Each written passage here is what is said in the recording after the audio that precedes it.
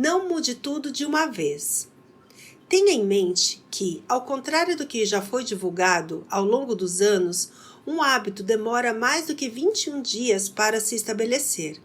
Na verdade, de acordo com Jeremy Jean, autor do livro Criando Hábitos, Por que Fazemos as Coisas, Por que Não Temos e Como Fazer Qualquer Mudança Durar.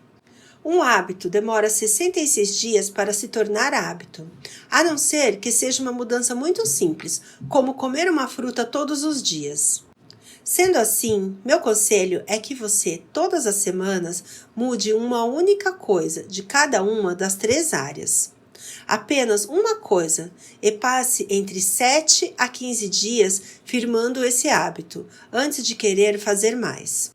No caminho para fazer exercícios, todos os dias, por exemplo, talvez você precise colocar primeiro uma atividade, 2 ou 3 vezes por semana, e depois de 15 dias preencher mais um dia e depois outro. Assim como para sua alimentação. Preocupe-se primeiro em organizar uma única refeição por toda a semana, como por exemplo, garantir as compras e organização do seu café da manhã. Resolva seu café da manhã e passe pelo menos 15 dias nesse planejamento. Nunca mais acorde, sem ter algo saudável para comer. Depois disso, você consegue pensar em qual vai ser o próximo passo para o seu corpo. Pense se quer cortar algo que não faz bem, ou se vai começar a planejar o menu semanal de café da manhã e também do jantar. Aos poucos, sua rotina vai ajustando para que você não se canse com coisas que precisam ser automáticas, mas é uma coisa por vez. Fique atento para entender quais são suas rotas de fuga. Compras complicadas de comida, academia que precisa pegar carro para ir, meditar antes de dormir quando você simplesmente cai no sono, deixar a casa bagunçar demais ou querer arrumar no final de semana quando você só quer descansar. Olhe para sua rotina com os olhos de um cientista e comece a otimizar a sua experiência nessa terra. Você vai conseguir sentir uma drástica diferença no seu foco assim que implementar uma dessas mudanças em cada área. Esse ganho de energia será o combustível para continuar sendo disciplinado e para retomar quando furar a rotina. Não se culpe muito se em algum momento furar algum dos novos hábitos. Apenas retome. Só furar não é motivo para desistir. Amanhã é um novo dia e o foco é feito de uma sequência de decisões positivas. Você perdeu uma delas, não todas. Foque nisto. Bons hábitos fazem com que seja fácil ter foco.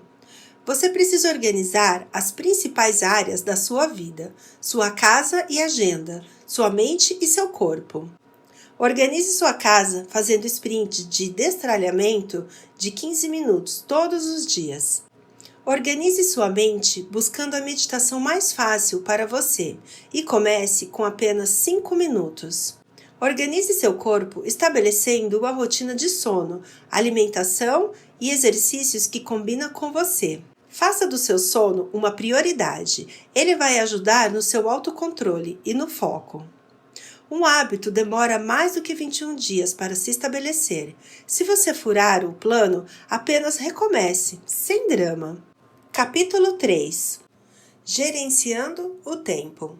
Hábitos são construídos dia após dia, decisão após decisão. Não espere algo acontecer repentinamente. Aprenda a construir solidamente. É inegável que o nosso mundo ficou complexo. Pergunte para seus pais e avós como era um dia normal de trabalho antes da era digital. E perceba que hoje você trabalha muito mais do que eles, pelo simples fato de que você não trabalha só quando está no trabalho. As redes sociais e serviços digitais propiciam grande agilidade pelo preço de nos dar mais escolhas em um dia do que nossos avós tinham em um ano. Muito do que acreditamos ser uma facilidade é, na verdade, distração e trabalho grátis. como, por exemplo, o seu aplicativo de internet banking. Antes, você ia até uma agência e solicitava uma operação que alguém fazia e pagava uma taxa ao banco, ou fazia parte do pacote da sua conta. Hoje, você abre o celular, precisa lembrar de uma senha, outra senha, pegar um totem, colocar sua digital e fazer todo o serviço. E ainda ter uma taxa cobrada por isso mesmo assim. O trabalho grátis se alia à complexidade de todas as suas decisões de vida. Muitas vezes, antes mesmo do café da manhã, você já absorveu diversas notícias e fotos das redes sociais, já decidiu muitas coisas, respondeu e-mails e fez coisas complexas online. Enquanto fazia tudo isso, você se distraiu muito e provavelmente demorou para começar a trabalhar ou estudar.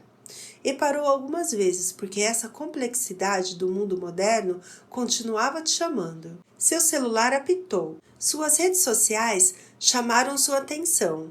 Você ligou a música, desligou, ligou de novo, conversou com um amigo no chat.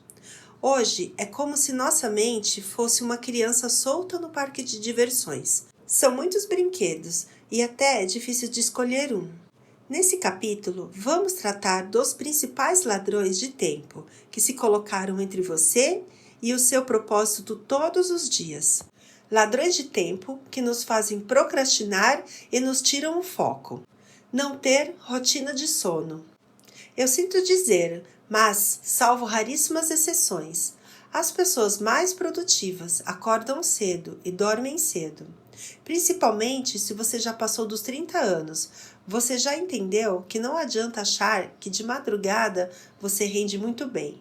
Que é bom fazer as coisas à noite, porque no outro dia você tem obrigações e elas acontecem no fuso horário da sociedade, não na sua imaginação. Se você realmente quer ser uma pessoa focada, que está atrás de um propósito, você vai precisar acordar cedo. Não importa o quanto notívago você seja, você vai perder muitas horas produtivas se não viver a sua manhã. E por mais que você me diga que adora trabalhar à noite e que trabalha melhor, seu corpo não vai concordar. Pesquisas comprovam que os trabalhadores noturnos sofrem inúmeras consequências em seus organismos, sendo majoritariamente sedentários, com problemas gástricos e mais propensos a doenças vasculares. A verdade é que o corpo precisa dormir à noite, consumir alimentos e se movimentar durante o dia, não o contrário. E que provavelmente você acha que funciona melhor na madrugada porque é o horário que existem menos distrações, mensagens de celular e notificações de redes sociais. Claro, nem todo mundo tem o privilégio de escolher as horas que vai trabalhar. A medicina tenta ajudar os trabalhadores noturnos com suplementação e novos protocolos de saúde que aliviem os efeitos dessa inversão de rotina. Mas se você tem esse privilégio de poder dormir na hora que todo mundo também dorme, não o jogue fora por um hábito que provavelmente é uma romantização que você trouxe da adolescência sobre ficar acordado a noite toda. Tente criar uma rotina de sono que propicie você dormir o mais cedo que pode e acordar o mais cedo possível. O ideal para sua produtividade é que você acorde com o tempo suficiente para despertar sem sair correndo, tendo tempo para fazer um exercício físico, sua meditação diária e comer uma refeição gostosa. Daí o seu dia pode começar. O best-seller O Milagre da Manhã, de Hal Herold, não se tornou um sucesso por acaso. No livro, Herold descreve como ele conseguiu se tornar incrivelmente produtivo, acordando apenas 1 hora mais cedo do que estava acostumado. Ele preencheu essa hora com um super combo de bem-estar de 6 passos, que permite que você use a primeira hora da manhã para construir seus sonhos e entrar no foco para o que vai fazer no resto do dia. Entre afirmações, leituras e outras coisas mais, Herold ensinou para o mundo a importância de acordar cedo e ter seu próprio ritual para começar o dia. Acordar mais cedo te dá a vantagem de aproveitar um pouco do silêncio do mundo antes de as obrigações começarem. E a verdade é que seu corpo precisa da luz, e o mundo moderno vive em grande maioria das 9 às 18 horas. Pessoas produtivas acordam cedo e, consequentemente, dormem cedo. Solidão e ansiedade. A solidão e a ansiedade são grandes ladrões de tempo. Pergunte para qualquer pessoa que ficou totalmente isolada trabalhando em casa quando estourou a pandemia, no ano de 2020. Nos sentimos sozinhos, ansiosos, muitas vezes entediados, e a primeira reação é pegar o telefone, passar muito tempo olhando lojas online, lendo notícias, comendo coisas sem estar com fome, ou rolando pela tela das redes sociais. A distração também pode ser uma forma de compulsão. Aprender a gerir nossas emoções ajuda no nosso foco, fazendo com que você não se sinta mais cansado por uma interação que alivie esses sentimentos. O primeiro passo é entender o que deixa você ansioso ou solitário e medicar a causa, não o sintoma. Talvez seja o silêncio e você pode preenchê-lo com uma playlist de sons da natureza que não tire sua concentração. E isso evita que você preencha o silêncio conversando ou ligando a televisão. Em todos os streamings de música, hoje existe uma variedade dessas playlists, com sons neutros. E ainda existem outras opções com mantras e música instrumental. O importante é não colocar músicas que distraiam você, cantando ou acompanhando a letra. O som pode ser um bom companheiro para quem está se sentindo sozinho. Já para a ansiedade, existem alguns caminhos, mas o muito importante é que você medite todos os dias, aqueles 5 minutos que combinamos no capítulo anterior. Claro, se você tem transtorno de ansiedade generalizado, esses conselhos não valem sem acompanhamento profissional.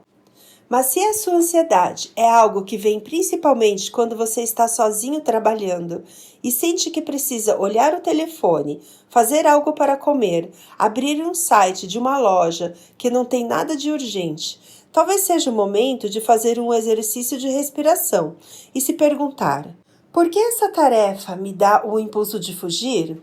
Você pode também ter um caderno para anotar o que está sentindo, para fazer um exercício de respiração e daí continuar sua tarefa. Fuja do seu escape habitual, como redes sociais ou a cozinha, e direcione essa energia para o seu caderno ou para uma meditação, quantas vezes for preciso. Não ter um orçamento de tempo. Pergunte para qualquer especialista em finanças pessoais qual é o maior vilão da saúde financeira das pessoas. Certamente, ninguém sabe quanto gasta e quanto ganha de fato. Vai aparecer em uma das respostas mais frequentes. Nós fazemos a mesma coisa com o nosso tempo. Preenchemos nossas listas de tarefas como se fosse uma lista de desejos e não monitoramos o quanto realmente precisamos de tempo para concluí-las. Vou pedir que você tenha um bloco ou um caderno. Você provavelmente já tem. Para anotar todas as coisas que precisa fazer naquele dia. Aproveite seu café da manhã para fazer isso. Coloque essas coisas em ordem do que você acha que precisa fazer primeiro. E ao lado, a expectativa de tempo de cada uma delas. Dê 15 minutos entre cada tarefa e não se esqueça de colocar tempo para almoçar e tomar um café da tarde. No final do dia, anote o que realmente aconteceu e se surpreenda com o resultado. Nós subestimamos nossa capacidade de trabalho, e não é por mal, nem por falta de vontade. Nós realmente queremos acreditar que somos capazes de entregar tudo aquilo, mas um pouco de observação e autoconhecimento confirma que não. Na verdade, as coisas levam mais tempo. Isso não significa que você é incompetente ou que queira enganar alguém. Muitas vezes, uma tarefa precisa de espera ao telefone, ou busca de informações, ou retorno de alguém, e você vai se ver preso nela mais do que gostaria. Você também vai aprender que precisa contar seu tempo de deslocamento entre compromissos, porque não se materializa entre lugares. e que sua expectativa inicial de tempo contava que você ia terminar mais rápido por um desejo genuíno de dar conta de tudo, mas que apesar de genuíno era pouco realista. Faça um orçamento do seu tempo todos os dias, vendo quantas horas úteis tem e o que é possível de fazer na sua checklist. Está tudo bem se você não conseguir fazer tudo. Mas o ponto desta prática é que você pare de se enganar.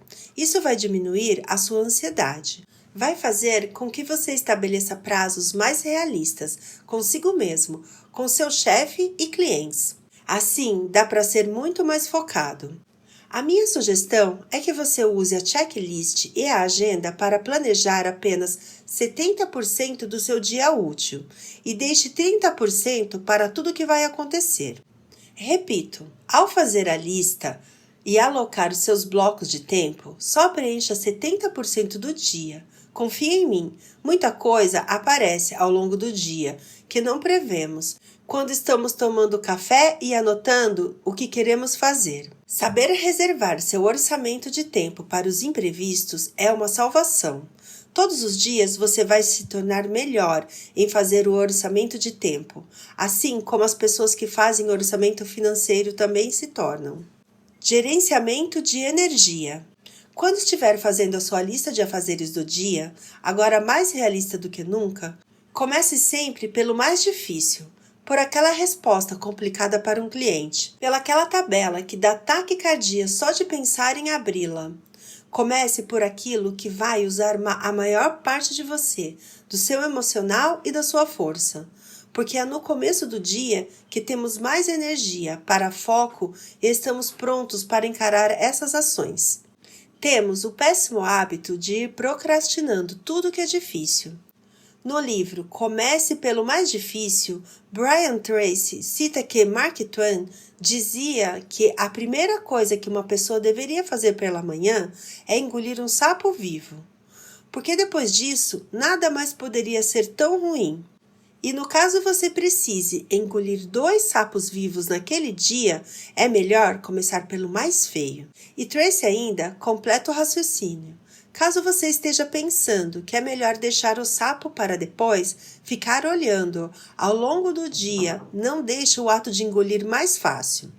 Assim como procrastinar faz uma tarefa durar horas e horas de sentimento de culpa, nas quais você fica pensando que deveria estar fazendo aquilo, em vez dos minutos para efetivamente fazer.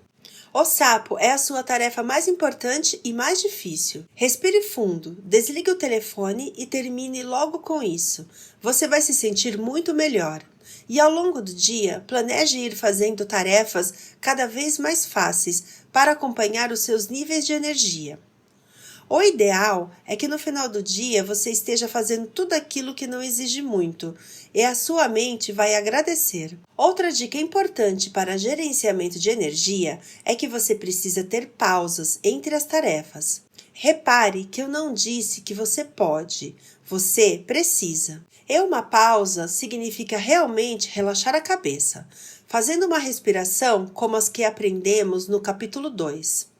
Indo olhar pela janela, pegando uma xícara de café ou de chá, fazendo um lanche saudável. Tente não pegar no telefone, ou se perder no Instagram, ou qualquer rede social durante uma pausa.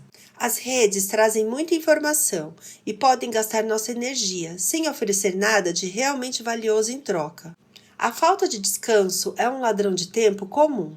Nós achamos que somos mais produtivos, até quando estamos a meia hora na frente do computador, lutando com a nossa exaustão, para uma tarefa que, bem descansados, mataríamos em poucos minutos. Descanse sempre entre as tarefas, como uma forma de manutenção do seu foco. Descansar é tão importante quanto produzir, quando se trata de atingir os seus objetivos. E-mail e comunicações. Tente rapidamente fazer uma lista de quantas caixas de entrada atualmente você tem. E-mail, muitas vezes mais de um. WhatsApp, redes sociais, correio e telefone, são muitas. As notificações do celular e do computador são um ladrão de tempo para todas as pessoas. Para deixar de ter seu dia drenado por todas essas notificações, você vai precisar aprender algumas regras de etiqueta para o uso das redes. E ao seguir as regras, você pode até acabar educando quem está à sua volta e criando um ambiente mais focado. A primeira coisa é desligar todas as notificações de todas as redes sociais e até do infame, porém necessário, WhatsApp. Em geral, o e-mail é muito importante dentro das empresas e para quem lida com clientes. Mas ficar vendo os e-mails chegarem na tela do computador e respondendo o tempo todo não deixa ninguém produtivo, apenas exausto. Você precisa ter 3 horários de checagem por 3 períodos, 3 de manhã e 3 à tarde. Se você puder ter menos, melhor ainda. E vale, inclusive, deixar um aviso de ausência automático informando que, se a pessoa não puder esperar as míseras 3 a 6 horas pela resposta, é melhor que ela te ligue. Em geral, só esse aviso já deixa a maioria dos pressionadores de plantão ligeiramente envergonhados de precisar de resposta imediata. Outra etiqueta importante para aprender em relação a e-mails que possuem muita gente copiada devem ser usados com parcimônia. Não seja um agente do caos na caixa de entrada dos outros, porque todos podemos contribuir para menos poluição de informação. Especialistas em produtividade recomendam que, se um loop de e-mail tem mais de 2 rodadas de respostas, é hora de pegar o telefone e acertar os detalhes com a outra pessoa. Tenha o e-mail como uma ferramenta de registro e de troca de arquivos. O mesmo vale para o WhatsApp. Não seja a pessoa que mal mandou o e-mail e já vai perguntar no WhatsApp se o outro viu. E também não cobre respostas imediatas, nem se sinta na obrigação de responder. Priorize administrar sua agenda como sua agenda e não dos outros. Você responderá quando puder e seus clientes e chefes devem ser avisados que coisas urgentes podem ser resolvidas em uma ligação. Eu sei, é muito chato falar ao telefone, mas é extremamente produtivo. Você pode fazer esse esforço para ter menos ladrões de tempo e se sentir com muito mais foco e energia ao longo do dia. Tenha horários fixos para responder às suas mensagens de redes sociais e para dar aquela olhadinha na timeline. Imagina o quanto mais produtivo pode ser seu dia se você só olhar as redes sociais 2 vezes ao dia. Para facilitar isso, você pode desinstalar esses apps do seu celular. Em termos de redes sociais, é bom pensar na regra de ouro. Se você não ganha dinheiro com elas, é porque provavelmente está perdendo. Melhor deixar para momentos restritos de diversão, em vez de uma resposta ao tédio, solidão e ansiedade que sentimos normalmente em um dia de trabalho. Você não tem um sistema de caixa de entrada. Esse ladrão de tempo é muito mais comum do que imaginamos. Tenha um sistema para organizar suas mensagens que chegam. Existem diversos sistemas que você pode encontrar na internet, mas eu sugiro criar 3 subpastas trânsito no seu e-mail, junto a uma pasta para cada projeto que você troca no trabalho ou na vida. Afinal, quem nunca criou a pasta reforma? Todo e-mail que pode ser respondido em menos de 1 minuto, você responde imediatamente. Os que levam mais precisam ser catalogados nessas 3 pastas. Uma para respostas que tomam tempo para responder. Outra para respostas que dependem de outra pessoa. Você perguntou para alguém e está esperando a informação para responder o e-mail. E outra para que foi delegado a alguém. Você repassou para alguém e está esperando a resolução. E tudo que estiver resolvido deve ser colocado na pasta do projeto específico. Existem outros sistemas de caixa de entrada, como o GTD, Get Things Done, do David Allen, e todos são, em geral, uma variação desse. O importante é que você atinja um status que é o sonho de muita gente. Uma caixa de entrada realmente limpa, todos os dias. Eu juro que é muito mais fácil do que parece. Com a caixa limpa, você verá como fica mais fácil ir resolvendo suas únicas 3 pastas de e-mails pendentes. e como você vai se sentir menos ansioso e estressado ao entrar no seu e-mail, usando o seu tempo pré-determinado para responder e-mail da melhor forma possível. Seja qual for o melhor sistema para você, crie um com esse único objetivo: ter uma caixa de entrada vazia. Repita comigo: caixa de entrada vazia, trabalhador feliz, ser humano focado. Você não sabe dizer não. Se sentir na obrigação de ser legal, ajudar sempre, estar sempre quebrando galho, é também um grande ladrão de tempo. Você começa a deixar muitos imprevistos e trabalhos que não têm nada a ver com seus objetivos ocuparem seu dia, e não adianta o quanto boa pessoa você é. Você tem 24 horas. Você e a Beyoncé. Pense bem no tanto que ela faz, enquanto você quebra galho dos outros. Dizer não é um dos grandes segredos para conseguir fazer o seu único propósito acontecer. Diga mais nãos do que você diz sim. E sempre se pergunte se você tem realmente espaço na sua agenda para aquela nova ideia ou nova vontade. Hoje, a grande maioria das pessoas sofre de FOMO, Fear of Missing Out, ou medo de perder as coisas em inglês. O FOMO te mantém ligado no celular, ouvindo quantos podcasts puder, lendo todas as notícias e querendo se atualizar o tempo todo com memes e links. Se pergunte: eu preciso mesmo de saber dessas coisas? Na verdade, tente lembrar das coisas que você lia na internet há 6 meses atrás. Qual era o nome da vez? E a dancinha do TikTok? Aposto que você não lembra. Porque não faz diferença saber dessas coisas. Procure se informar o possível para estar atualizado, mas não se envolva muito e nem gaste tempo com o que foge do seu objetivo. Estamos sempre sendo seduzidos por tudo que deveríamos dar conta. Você combate o FOMO se souber qual é o seu propósito. Por isso, ele é tão importante. Propósito é a fonte de todos os nãos. É o propósito que vai gerar a sua intenção para a semana, o mês e o ano. Sem intenção, nada é realizado. Você só foi engolido por mais um ano. Foque nisto. Para um mundo complexo, que exige muitas decisões, é importante colocar o máximo possível dessas decisões em uma rotina. Rotina não é ruim. Permite que você seja criativo para coisas novas e não para o que se repete todo dia. Dormir e descansar é tão importante quanto produzir. Faça um esforço e se organize para dormir mais cedo. Busque autoconhecimento para descobrir as causas da sua ansiedade. Gerencie sua energia ao longo do dia. Faça orçamentos de tempo. Organize suas caixas de entrada. Diga mais não do que sim. Capítulo 4. Estabelecendo prioridades e metas para tornar-se mais produtivo. Pare de querer agradar a tudo e a todos. Isso só o fará perder tempo em sua jornada. Como já conversamos, estabelecer o seu propósito é importante, porque a partir dessa clareza você tem mais repertório para pensar nos seus objetivos. Pensando no seu propósito, você pode levar o autoconhecimento um pouco mais longe e fazer o seguinte exercício. O que é a sua vida ideal? Pare por um tempo e não tenha medo de escrever ou desenhar sobre como seria sua vida ideal e o dia a dia que você leva nessa vida. Quanto dinheiro você ganha? Onde mora?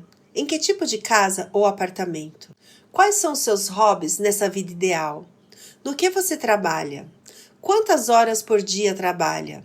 E seus relacionamentos, como são? Você se vê com filhos ou sem? Você precisa tirar um tempo para entender o que seria a vida ideal, o que realmente você quer. E tudo bem se esse quadro não acontecer em um dia só. Pode demorar alguns dias. Parece tão óbvio, mas a maioria das pessoas pensa em termos gerais e abstratos, como, por exemplo, pensam: meu sonho é ser feliz, ou meu sonho é comprar uma casa, mas não sabem descrever a casa em detalhes. Quantos quartos? O sol que bate na casa é da tarde ou da manhã? E fica mais difícil entender o seu sonho como um objetivo palpável se você nunca o detalhou para si mesmo. Faça uma avaliação. O primeiro passo é avaliar sua vida, nas áreas e diferentes papéis que você tem. Todos nós somos mais que um filho, profissional, estudante, cônjuge, atleta e alma. Pense em quais papéis da sua vida são os mais importantes para pensar em um plano de vida. E um exercício que aprendi com um amigo é imaginar que no final da sua vida você está sendo entrevistado para virar capa de revista. Pense assim, você está com quase 90 anos e está dando uma entrevista. Como responderia às principais perguntas sobre o seu legado neste mundo? Vou deixar algumas questões para que você reflita sobre isso. O que você nunca imaginou que faria, mas fez? Pelo que você é lembrado agora? Quem são as pessoas mais importantes da sua vida? Do que você sente mais orgulho? Quais foram os momentos que formaram quem você é agora? Pensar em como você gostaria de ser lembrado no final pode ajudar a entender o que significa uma boa vida para você. Em que tipo de casa você morou? Em que tipo de amores você viveu? Se teve uma família tradicional ou se construiu afetos de outra forma? Em qual profissão você se consagrou? E o que significa a consagração para você? Para muita gente, significa apenas ter segurança de uma velhice tranquila, e isso é ótimo.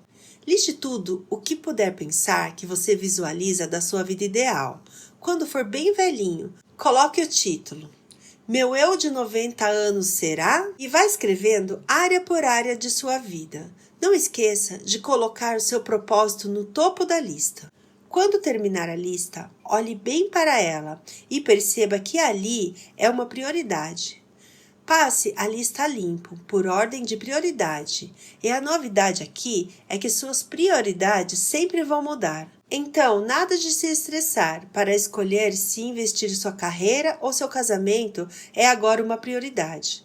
Talvez você esteja na casa dos 20 anos e estudar é a sua prioridade. Ou esteja na casa dos 30 e deseja ter filhos, ou mudar de carreira, pode ser sua saúde. Mas reordene a lista por prioridade, sem sentir pressão, porque você sempre vai rever essa lista conforme o tempo passar. É importante estabelecer prioridades, porque não é possível agir sobre tudo o tempo todo. Você precisa primeiro equilibrar as áreas mais urgentes, e a lista serve para enxergar quais são, e não perder as outras de vista. Sabendo suas prioridades atuais, separe as 3 primeiras.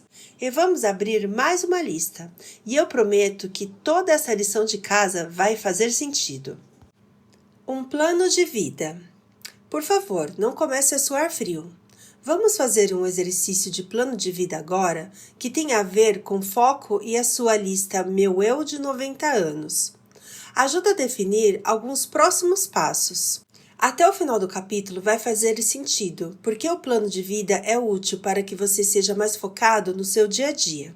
Primeiro pense no seu propósito. Qual é? Pegue o seu propósito e coloque na primeira linha da página. E em seguida, os itens de como você imagina a sua vida ideal daqui 20 anos. Escreva em itens detalhados como você imagina e use aquela lista de objetivos para quando você tiver 90 anos para te ajudar. Escreva pelo menos uma frase para cada item. Vou deixar um exemplo aqui. Propósito de vida. Trazer conhecimento e ajudar as pessoas usando minha capacidade de me comunicar. Amor. Quero manter um relacionamento estável com meu cônjuge, tendo tempo para romance e viajar bastante. No final da nossa vida, ele ou ela vai dizer que eu era um grande parceiro de aventuras e seu melhor amigo. Lazer. Quero ter tempo para me dedicar a jogar tênis, que era o meu esporte preferido na infância. Me vejo jogando tênis todos os finais de semana e também treinando durante a semana. Intelecto e estudos. Vou fazer um MBA em gestão de comunicação e depois um mestrado para dar aulas. Saúde. Fazer exercícios físicos todos os dias, controlar minha diabetes e ter uma velhice tranquila. Finanças. Ter um imóvel próprio e um fundo de aposentadoria que me garanta R$ 20 mil por mês. Investimentos em renda fixa no valor de R$ 20 mil.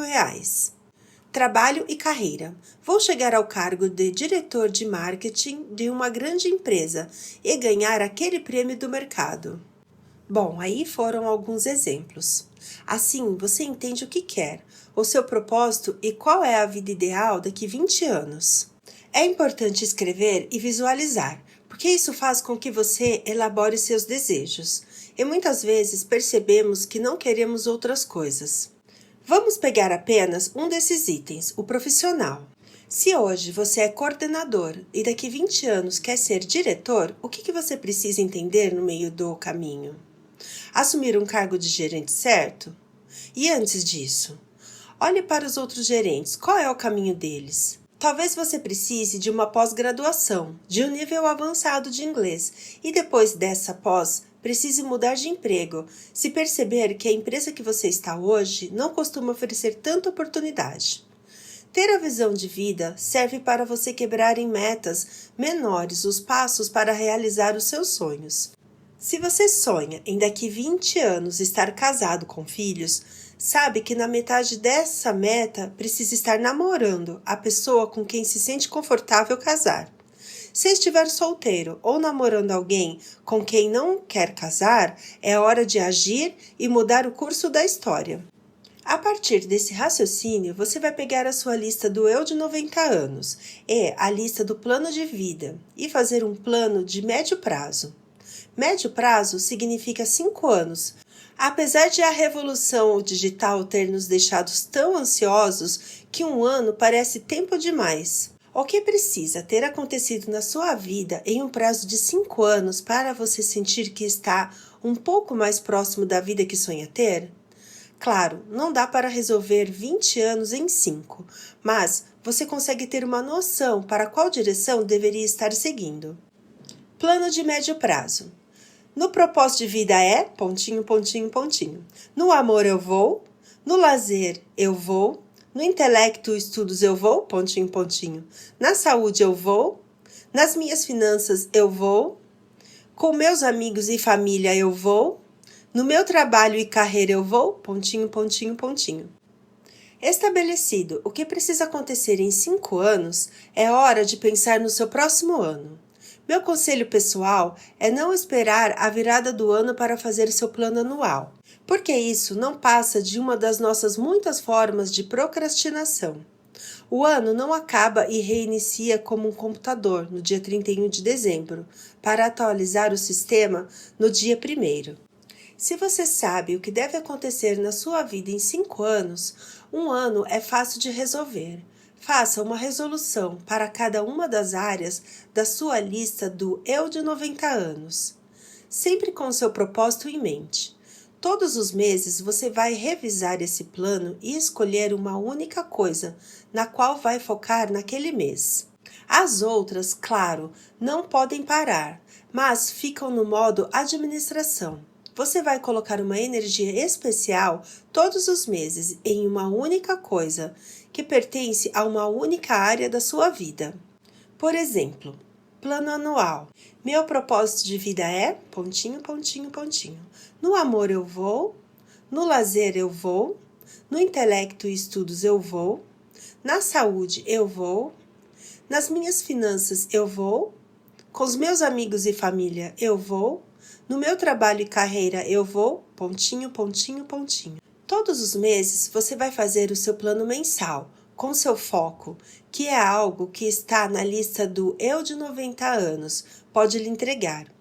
Ela é seu check-up mensal, como estão indo as suas metas, seus sonhos, como você está se sentindo em relação à sua vida. Esse é um plano mais simples, que você vai focar no que precisa para administrar as áreas da vida e escolher seu foco. Por exemplo, plano mensal. Meu propósito. Área de foco do mês. Metas. Todas as semanas você vai revisar seu plano mensal. Escolha um momento gostoso que você está relaxado, como uma sexta-feira de manhã ou um domingo. A sua revisão semanal vai listar as coisas mais importantes que você tem para fazer naquela semana. os seus compromissos e o tempo que você vai separar para deixar livre, tanto para lazer quanto para os imprevistos que sempre acontecem. Sempre! Lembre-se do que falamos no capítulo 3. O ideal é fazer listas para usar 70% do seu tempo produtivo, porque nos outros 30% sempre aparece muita coisa. Percebeu um padrão? Nós não podemos focar naturalmente no que importa, porque a vida oferece informações demais e estímulo demais. Existem coisas demais brigando pela nossa atenção. É por isso que você precisa tirar um tempo para as revisões anuais, mensais, semanais e diárias. Todos os dias, durante o seu ritual semanal, você vai olhar o que precisa fazer no dia e para o seu plano semanal. Parece algo que gasta muito tempo, mas é melhor 10 minutos que salva muita dor de cabeça depois. E com a prática, você vai ficar cada vez mais rápido e menos focado. Quando o seu plano é bem estruturado, você consegue inclusive decidir se dar uma folga sem sentir culpa ou ansiedade. Porque o seu descanso não significa o atraso de obrigações ou perder alguma coisa, que muitas vezes você nem sabe o que é, mas se sente mal por descansar. Nunca abra mão do tempo para se planejar, mesmo que se a vida estiver extremamente caótica e você não sentir que não consegue nem ir ao banheiro. Respire fundo, medite por 5 minutos e sente para revisar os seus planos por mais 5 anos. São 10 minutos que no final do mês e do ano farão toda a diferença. E mais, se você tem filhos e acredita que não há espaço na sua vida para isso, tente incluir as crianças no planejamento. Vocês podem se sentar juntos e decidir uma tarefa que seu filho pode fazer para colaborar na casa, ou a lição de casa mais importante que ele tem para entregar hoje, enquanto você faz o seu plano. É a melhor herança que você pode deixar para o seu filho e a capacidade de autogerir e trazer foco para o dia a dia. Eu, por exemplo, teria tido uma vida de estudante e jovem profissional muito diferente se tivesse esse exemplo em casa, partindo de tarefas simples para chegar em resultados extraordinários. Não saber o que é mais importante mata o foco de todos nós. Mas agora você sabe. Você entendeu que no mês de ajustar as suas finanças, não adianta gastar com o lazer. Não adianta fazer matrícula para aquele mega curso de idiomas, se sua energia já está direcionada. Nada, mas absolutamente nada do que conversamos aqui vai funcionar se você não tem claro o que quer e quais são as fases para chegar lá. Não adianta dormir bem, não adianta hackear a sua atenção com técnicas de foco que estamos ensinando aqui. Sim, vem mais por aí. Técnicas de administração de tempo são mera maquiagem para quem não tem metas e uma imagem do que quer em alta definição. O fluxo do foco é assim: propósito, objetivo, ações. Planejamento não é perda de tempo, é otimização. O mito da multitarefa. Precisamos falar sobre isso. Existe uma chance de você se empolgar tanto com seu planejamento diário, que pode decidir ser muito mais produtivo e ainda fazer muitas coisas ao mesmo tempo. Você vai querer gastar toda a sua energia e provar para si mesmo que pode ser multitarefa, que pode responder e-mails no celular enquanto faz compras e olha seu filho na seção de hortifruti. Já vou adiantando. O resultado dessa cena é esquecer um monte de coisas da lista, precisando voltar depois, e-mails respondidos sem você perceber que estavam incompletos ou cheios de grosseria. Uma criança perdida ou chorando porque tropeçou em uma ameixa que estava no chão e levou um tombo. Nenhum ser humano é multitarefa. Chegue para qualquer mulher e a elogie por ser multitarefa e veja seus olhos rolarem para cima até entrarem para dentro da cabeça. Se você é mulher e está lendo isso, sabe do que estou falando. Absolutamente ninguém é multitarefa. As mães só respondem e-mail, amamentam e esperam o atendente da TV a cabo no Viva Voz porque elas não têm opção. E isso custa foco, produtividade, alguns erros e anos de vida perdidos pelo estresse. O cérebro não é multitarefa. A ciência mostra que apenas 2,5% das pessoas é efetivamente multitarefa. O resto só tenta e falha miseravelmente. Como estamos trabalhando com a vida real aqui, não com exceções, vamos assumir que não somos esses 2,5%. Você pode, no máximo, fazer duas coisas ao mesmo tempo se uma delas for relativamente automática e outra não exigir de você em termos de complexidade. Por exemplo, lavar a louça e ouvir um podcast. Você automaticamente sabe lavar a louça. É um ritual que se repete ao longo dos anos. E como suas mãos se mexem sozinhas. E não precisa reagir ao podcast. Inclusive, pode se distrair por um segundo ou outro. Não significaria uma perda de informação grave. Outro exemplo é cortar as unhas vendo televisão. Você consegue cortar a unha sem pensar e pode apenas escutar a televisão, dependendo do programa, espiando às vezes. Cozinhar enquanto conversa. Aí já depende da receita, não é mesmo? Mas quantas vezes você já não deixou um bolo ir para o forno sem fermento porque estava falando com alguém ou pensando em outra coisa? Quebre internamente o mito do multitarefa, porque ele também tem a ver com a ansiedade e o FOMO. Fazendo uma coisa de cada vez, você vê resultados mais completos e começa a ter muito mais tempo do que imaginava ser possível para alguém que está agindo com tanta calma. Sua vida vai melhorar, seus níveis de estresse vão baixar e seu plano de vida continuará seguindo. Um dia por vez, uma semana por vez. Foque nisto. Para quem não sabe onde quer chegar, qualquer caminho serve. Medite sobre a sua vida ideal. Tenha um plano a médio prazo. Faça uma revisão semanal do seu foco do mês.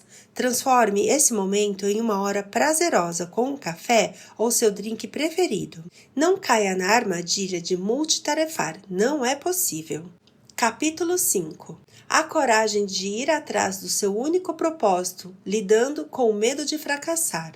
Somente se reconhece um guerreiro que participou de muitas batalhas pelas cicatrizes que carrega no corpo. Pare de colecionar troféus. Vá em busca de novas cicatrizes e aprenda com elas. Hora do pesadelo. Todos os seres humanos sentem medo. E, em geral, nós não temos problemas em assumir medos que são simples e comuns. Medo de altura, medo de barata, medo dos boletos no final do mês. Mas os medos que realmente tiram o seu foco são mais constrangedores do que isso. O medo tira o seu foco tanto para as coisas grandes quanto para as pequenas. Em geral, quando uma pessoa tem um propósito claro e sabe a única coisa que precisa fazer no dia, na semana e no ano, mas mesmo assim procrastina, pode apostar que isso tem um motivo: medo. Você já passou por isso. Por exemplo, quando sabe que tem uma ligação importante para fazer naquele dia ou uma entrega no trabalho, que mesmo que você não faça mais nada, aquilo precisa ser feito. E vamos escolher a hipótese da ligação. É uma ligação para um cliente difícil, mas que representa a maior parte do seu faturamento. Na verdade, é a ligação que falta para bater a meta do mês. Mas toda vez que você sente uma onda de ansiedade só de lidar com esse cliente, é uma coisa que você não pode ficar sem fazer.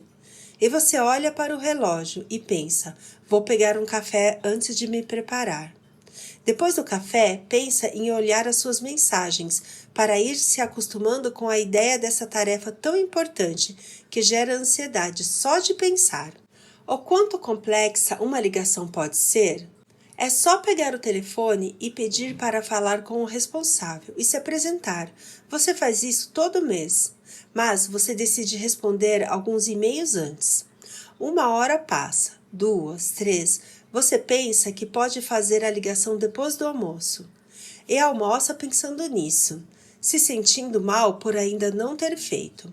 E na volta precisa parar para tomar um café antes de pegar no telefone.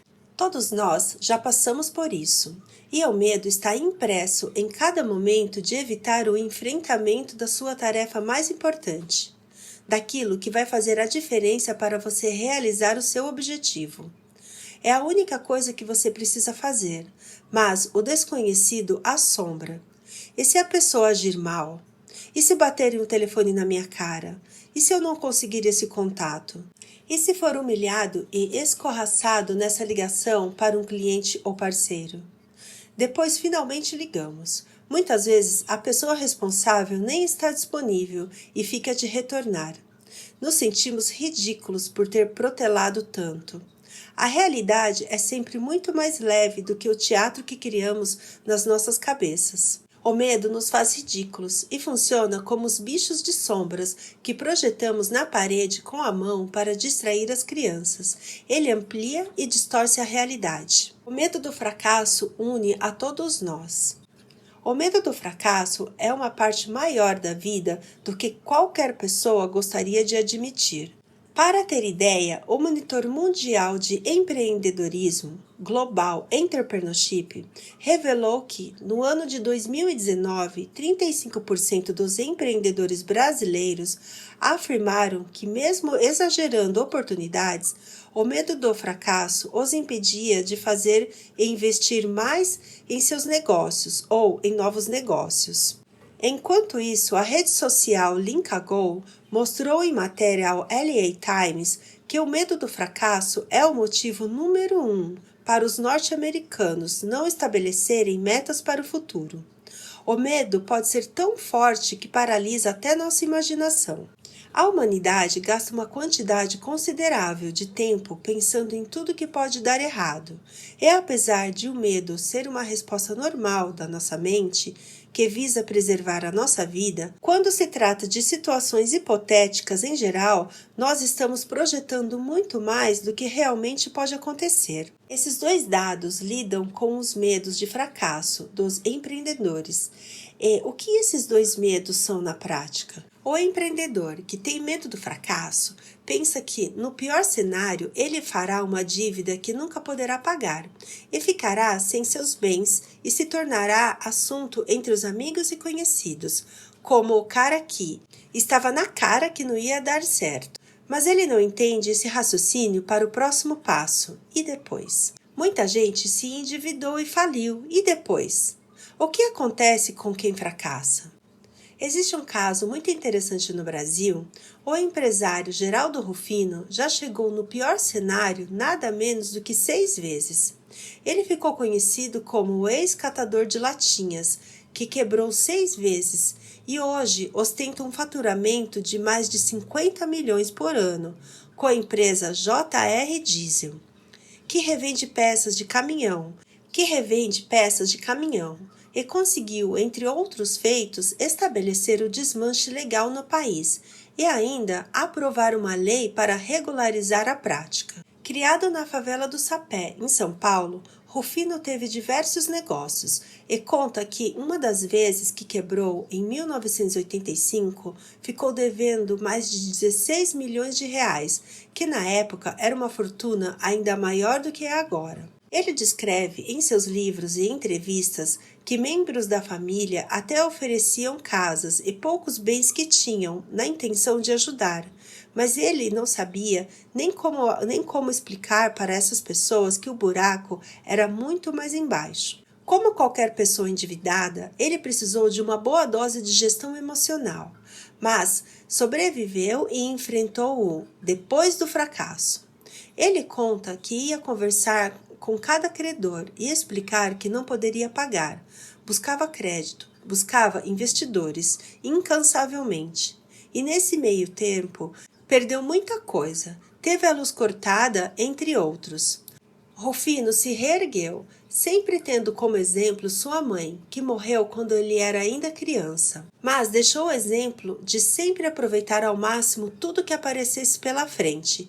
E mesmo pobre e recolhendo restos de comida na feira, ainda distribuía entre os vizinhos. O que ele nos ensina é que o fracasso não mata se você não deixar que ele te mate. Ele traz a visão de mundo, sabedoria e constrói uma base sólida para o que você for fazer em seguida.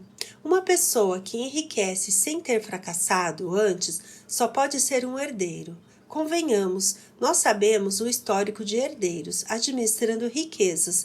Está comprovado que 70% das famílias ricas perdem a fortuna na segunda geração. Agora tem gente que deixa o fracasso levar a melhor. A cantora mundialmente famosa Barbra Streisand estava no início da carreira, em 1967, quando participou de um show gratuito no Central Park, em Nova York. Ela esqueceu a letra da canção People e entrou em um pânico tão grande que recusou fazer performances ao vivo por 27 anos depois disso.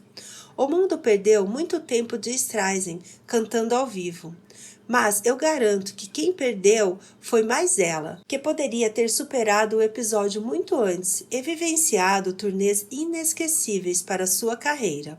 Existe até uma fobia que designa as pessoas que possuem um medo patológico de fracassar. Cacorrafiofobia é um medo anormal, persistente e irracional do fracasso. Em casos clínicos é debilitante.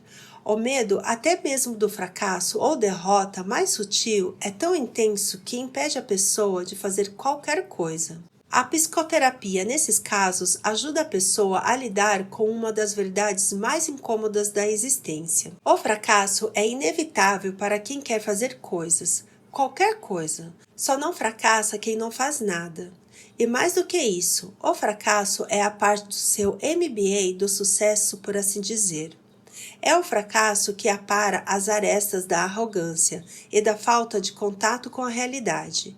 Ele sempre nos traz de volta para a nossa condição humana, ignorantes, pequenos e irrelevantes. É por isso que tememos tanto fracassar, porque vamos passar vergonha e ser lembrados de que ainda somos réis mortais, grão de areia, insignificantes no universo. E a verdade é que nem passamos tanta vergonha assim, porque as pessoas estão preocupadas demais com as suas próprias vidas para ficarem pensando na nossa. Somos o assunto de um dia, e no outro dia seguinte as pessoas já estão falando de outro fracasso. Pode acreditar. Abrace a realidade de que você vai fracassar. Você não pode fracassar, você vai, invariavelmente. E isso é da vida. Assim como você vai sentir fome e vai sentir sono, o fracasso sempre bate à porta, em maior ou menor escala. E estar preparado para ele sem surtar, sem achar que é o fim de tudo, é o grande segredo das pessoas que dão a volta por cima, para sonhos maiores, porque agora elas estão aptas a sonhar maior. Desapegue da necessidade de ser perfeito. Você não está mais na escola para buscar a nota 10. Dá para passar o ano inteiro tirando 6. O importante é aparecer para toda a prova. Fique sempre com o lema: feito é melhor do que perfeito. Deixe os dias de aluno de nota 10 para trás, assim como a pecha de pior da turma. A coragem de assumir os objetivos. Um objetivo importante é aquele que, quando entendemos que queremos atingir, nos dá a sensação de estarmos apaixonados. As clássicas borboletas no estômago, o arrepio de leve, o sentimento de ansiedade de véspera de excursão de escola. Para chegar a essa sensação, é na maioria das vezes necessário se despir das barreiras psicológicas que o medo traz. Sempre que pensamos em um objetivo importante, começam as mesmas dúvidas. Se os outros acharem que não sou muito bom? E se eu me envergonhar? E se eu achar que sou bom nisso, mas na verdade sou péssimo e vou desperdiçar anos de vida? Digamos que seu maior objetivo seja se formar em medicina, o que significa estudar e desenvolver um conjunto de habilidades por mais 10 anos. Muitas provas e muitos momentos de autoquestionamento. É normal pensar que a profissão é muito bonita, mas se eu não conseguir passar nas provas? E se na verdade eu for muito menos inteligente do que eu acredito ser? E se eu desmaiar quando abrir o primeiro paciente em uma mesa de cirurgia? Bom, eu posso já tranquilizar Todos os futuros médicos, lendo esse livro, no começo todo mundo vai ser bem ruim no que faz.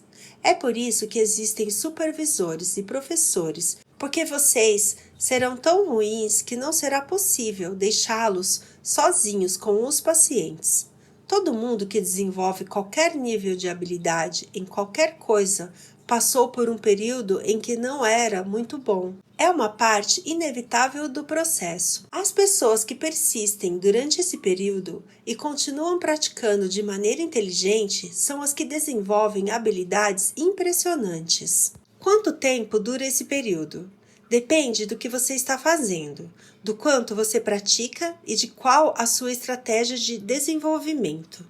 E nos próximos capítulos vamos focar mais em estratégias. O medo do fracasso é, em último caso, o medo do desconhecido. Fazer coisas novas nos tira da zona de conforto e nos leva a um paradoxo. O medo do sucesso, que para algumas pessoas pode ser tão paralisante quanto o do fracasso. Parece absurdo, mas uma grande quantidade de pessoas se autossabota, e isso reflete diretamente na capacidade de focar. A autossabotagem tem como fundo o medo do sucesso, e existem alguns motivos. Sucesso significa mudança, e você vai mudar. A forma como é visto, suas relações, seu orçamento muitas vezes vai mudar, e às vezes não estamos psicologicamente preparados para isso. Muitas vezes o sucesso pode significar se tornar mais bem-sucedido que seus pais e sua família, e em um nível inconsciente você se sentirá atraindo quem mais ama. O sucesso é um mundo mais desconhecido que o fracasso. Isso pode ser assustador. Quando se pegar procrastinando, pare por um minuto, respire fundo e se pergunte: isso é medo de fracassar ou medo de conseguir? Você pode se surpreender com a resposta.